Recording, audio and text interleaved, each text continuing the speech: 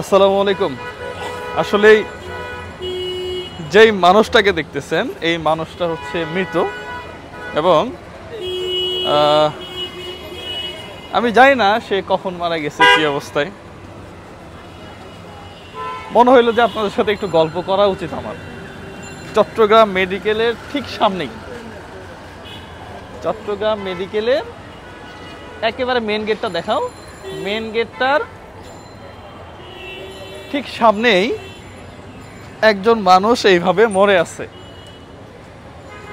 আছে নাকি? দেখাও ওনাদের মারা গেছে কিনা। মারা গেছে। আসলেই মানে আমি কোথা থেকে শুরু করব আমি আসলে ভাষাই পাইতেছি না। হ্যাঁ, আমি একজনকে কল দিছি। এই ভিডিও আসলে এই লাশগুলো দাফন করার সিস্টেমটা কি আমি জানি না, এবং দাফন করার পরে যদি আবার ওই মিল্টন সমাদারের মতো আমার ধরে ফেলে তখন আবার আরেক সমস্যা। মেডিকেল সার্টিফিকেট এই সেই কী ব্যাপার আছে আমি তাও জানি না।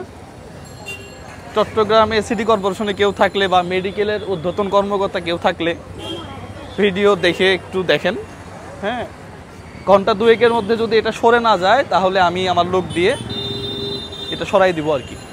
আমি অলরেডি কল দিছি, আমার লোক আসতেছে।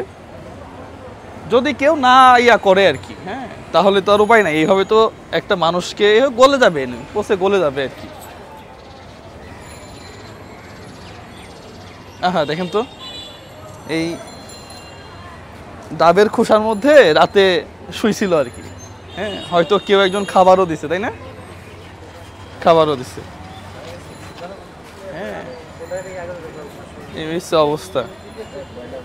এখানে কেউ নাই না, সিকিউরিটি গার্ড বা এখানে কেউই নাই। হ্যাঁ, সবাই ব্যস্ত। আমার চোখে হঠাৎ করে পড়লো, আমি যাইতেছি, আমার চোখে পড়ে এগুলো। আবার 1 ঘন্টা আগেও শ্বাস প্রশ্বাস ছিল না? এদিকে আসেন দেখি। কতক্ষণ? 1 ঘন্টা? 1 ঘন্টা আগে? 1 ঘন্টা আগে দেখছেন? 1 ঘন্টা মনে হবে না, একটু কম হবে আরো। ও আচ্ছা, মানে ইনি জীবিত ছিল না? হ্যাঁ, আমরা রাতে 2 দিন ধরে দেখতেছি। ও হ্যাঁ, মারা গেছে, মারা গেছে আর কি। তো যাই হোক, দাফনের ব্যবস্থা হবে।